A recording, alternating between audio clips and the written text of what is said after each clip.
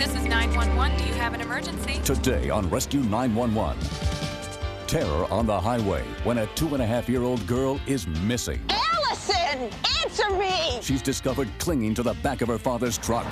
I can't get the guy stopped. At 70 miles per hour. The child couldn't hold on. How could she? Plus, when a neighborhood patrol turns tragic. I have an officer down. Dallas rescuers fight to save one of their own. It hit pretty close to home. On Rescue 911.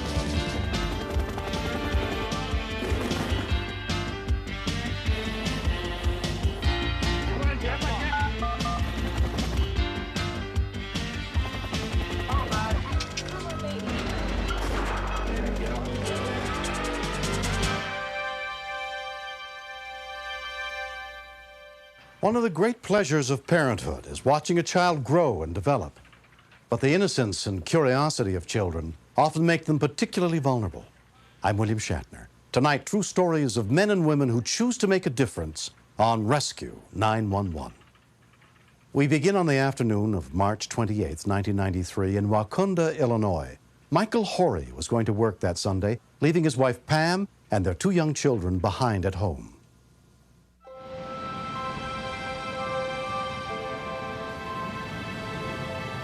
Kind of chilly outside.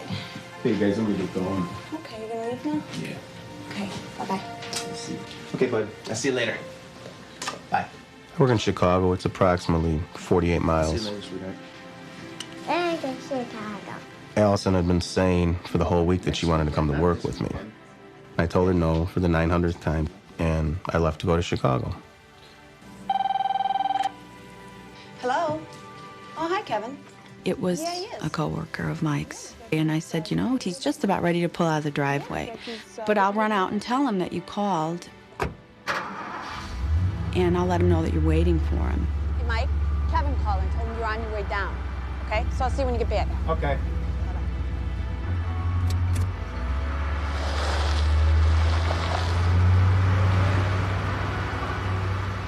When I walked back into the house, Ross was alone with the puppy. Ross, where's Allison? Where? Allison, are you back here? Allison, where are you? It was not like Allison not to answer me. Allison, where are you? And I was hoping when I walked out the door, she's going to be there. Allison! And she wasn't. And then it started, the scary feeling. Allison! Answer me! There's a forest preserve next to our home, and then there's a highway not too far. And I know how fast a child her age can be. Allison. But my biggest fear was that someone had taken her. Allison! When we continue, I was so frightened. We were going at 50 miles an hour. This cannot go on. But the driver did not stop.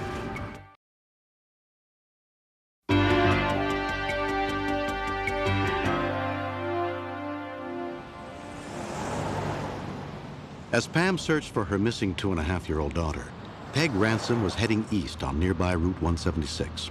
Just coming out of town, I began to see a square-shaped truck. Then I noticed there was something right in the middle of the truck that I knew I couldn't be seeing. The truck disappeared for a while, but as I came back up, there was this little tiny girl standing on the bumper.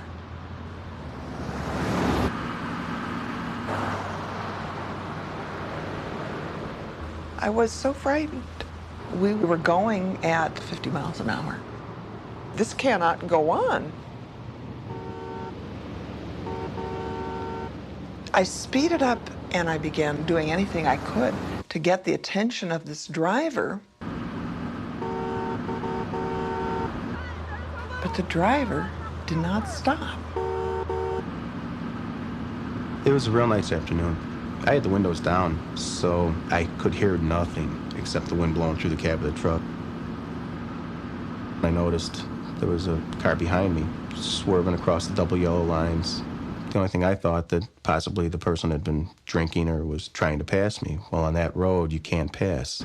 And there's really nowhere on this road to pull over because the shoulder's too small. So I just sped up to get out of the person's way. Stop! Nothing I was doing was working. And our speeds went to 60, 65, 70.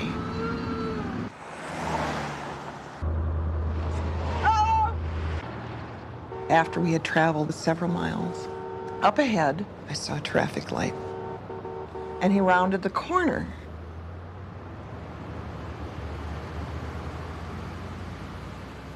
It was a country road. Where was he going? How long was it going to take for him to get there? How in the world could she have the sense to hold on where every instinct would say, get me out of here, get me away from this? I was thinking, my God, she's gone and I'll never see her again. I can't find Allison. I felt like I was just sinking into a hole. I knew that if I pulled back, that my chance of getting the driver's attention would be nil. But if she fell, she'd be in my path. The child couldn't hold on. How could she? I did everything I knew to help, but it wasn't helping. Dick McGill, an off-duty firefighter, was driving in the opposite direction when he spotted Peg waving at the truck in front of her. I couldn't believe it was for real at first. I thought I was seeing things. If she would have fallen off at the speed we were going, I didn't see how she could survive the fall. I mean, I could do CPR, but I think the damage would have been far beyond that. Stop! I looked in my rearview mirror, and there was a man who was giving me a high sign, and I knew then that I wasn't alone.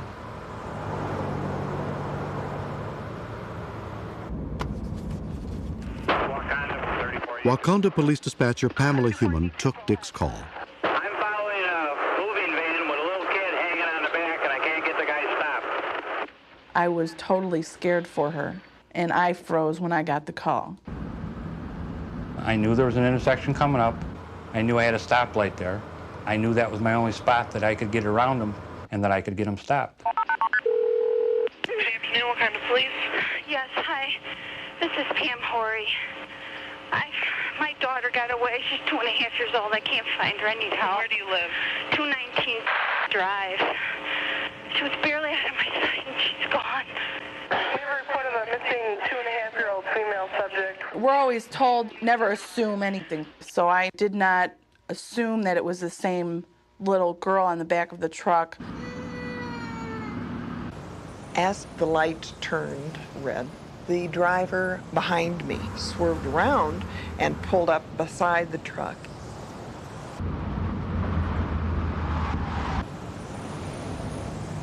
You've got a kid on your back bumper.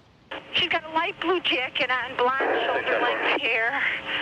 What kind of a jacket? Light blue and pink. What's her name? Allison. Oh, God, please help me. Okay, I got 2 officers en route. She was in my house. I walked outside to say goodbye to my husband, and she's gone. Oh, please help me. Oh, They're God, en route. please. Okay. This is hysterical.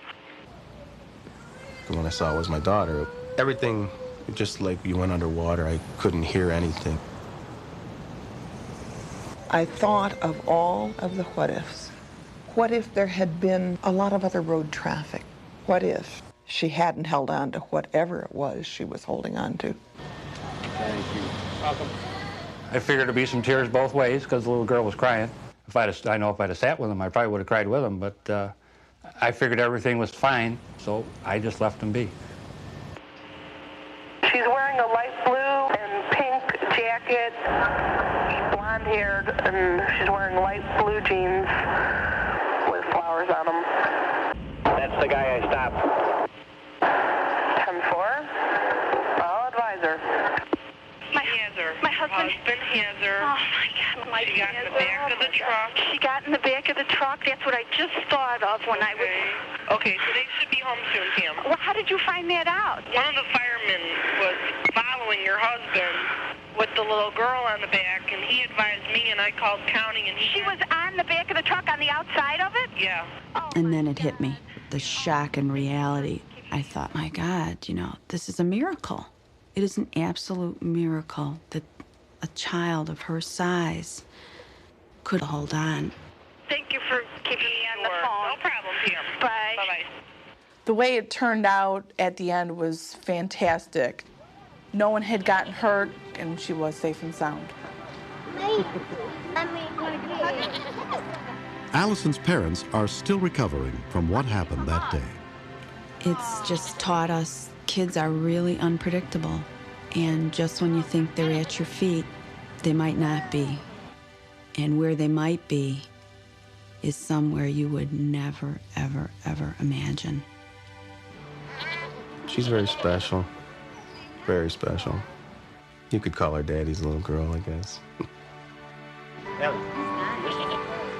I'll always be eternally grateful for them, Dick McGill and Peg Ramson. There's no way I could ever repay either one of them back. I'm not going on that truck. Never again. I go get hurt. I am so thankful and so relieved that this had the type of ending it did, because it could have been so tragic. And I look at her every day, and I hold her at night when she goes to bed, and I just say, I love you a lot. Next. I saw the vehicle with the headlights on, the driver door open, and then I saw a hand waving at me, and I hear the words, "Help me."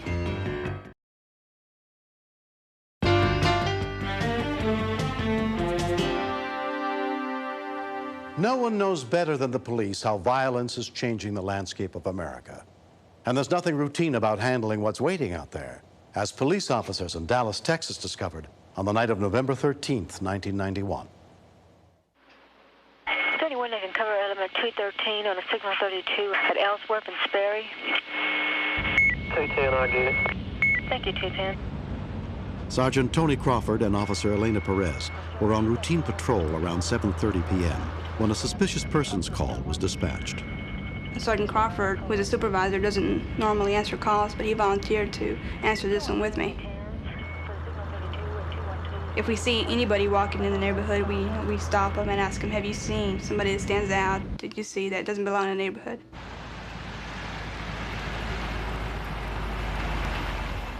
Sergeant Crawford told me he didn't see anything, and then we were interrupted by the second call. 248, take the signal 32 at Wendover and Wabash. It's going to be at the Lakewood Elementary. 210. 210. Yeah, that's related to ours. You can go ahead and stick it in our box. Dallas Police Dispatcher trainee Isabel Huerta was on duty that night.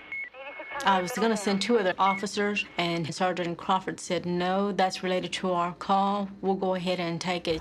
Why don't you go down and see if you can talk to them? He asked me to go talk to the complainant, and he was going to drive around and look for the suspects. Okay.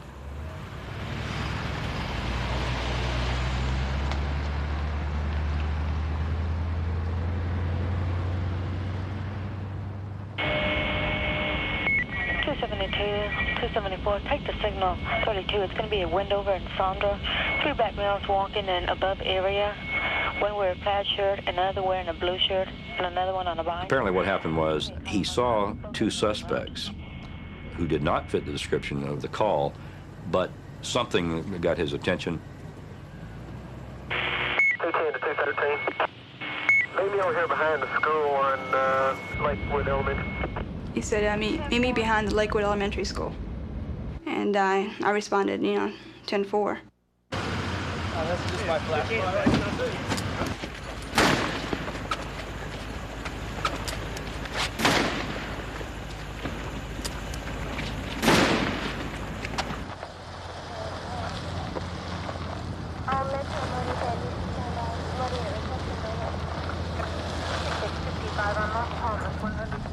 When I got there, I saw the vehicle with the headlights on, the driver door open, but I don't see him anywhere.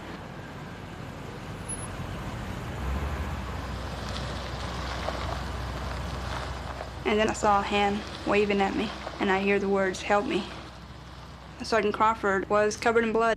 213, I have an officer down at Windover and Wabash. Start me an ambulance. Didn't hear an acknowledgement or anything, but a few seconds later, another officer got on the radio. 212.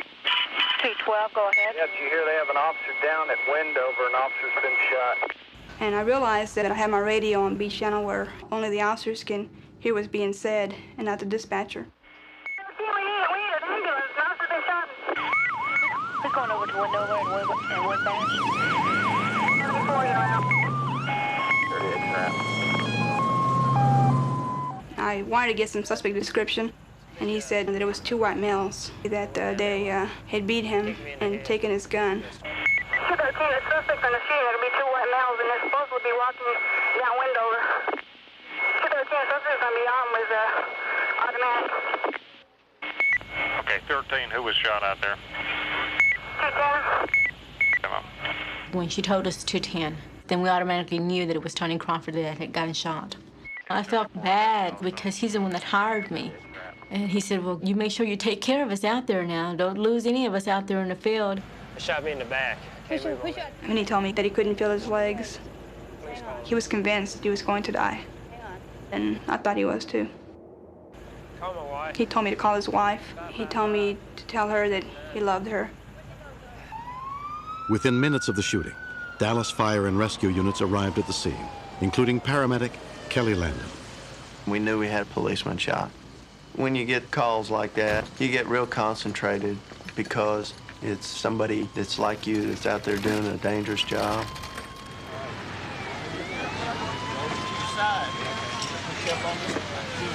He was having diminished feeling from mid-thigh down, and I asked him to move his feet or toes for us, but he could not move his feet.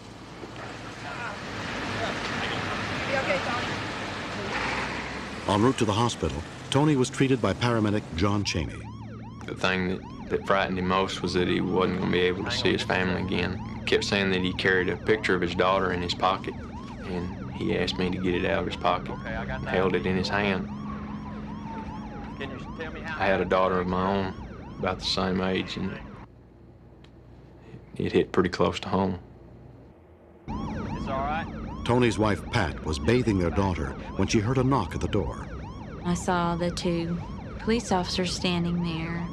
The female police officer said, "Your husband," and it just clicked right then. And I asked her, "Is he dead?" And I just started crying. At Baylor University Medical Center, 31-year-old Tony was examined by trauma surgeon Michael Foreman. Anytime that it's a policeman or a fireman, they're more like family to us when they come to the emergency room. See here, all the bullet debris. The CT scan showed us the bullet stopped just short of entering into the major vessels in the abdomen, which would quite possibly have been fatal. But his spine was effectively severed. And once the spinal cord has been severed, there's no hand that can put it back together. More than a year after the shooting, though paralyzed from the waist down, Tony is winning the battle to lead a full life. For 3 months after the shooting, I was in rehab, 8 hours a day, 5 days a week. I was left in the hands of some wonderful therapists. They said, this is what you need to do to be back out in society, to take care of yourself, and that's what I did.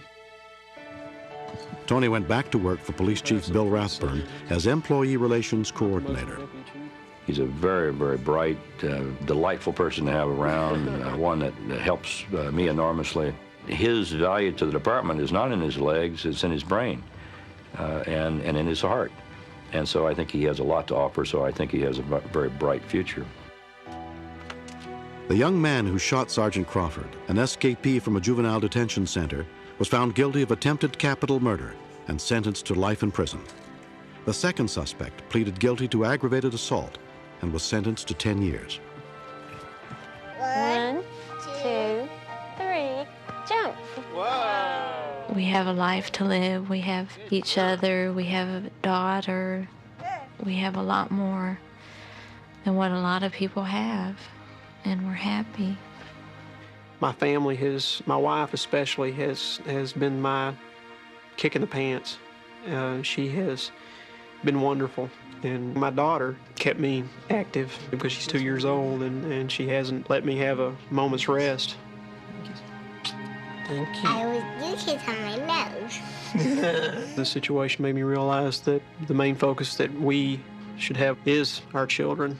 Tell them every day that we love them, and tell them every day that they're doing good, and to take care of them and help them grow. Good job. In 1992, Tony was chosen by the Texas Rangers to throw out the first ball on opening day. He's exceptional, absolutely exceptional human being. People know him, they know that he's forgiving, they know that he's determined, and that has really touched people.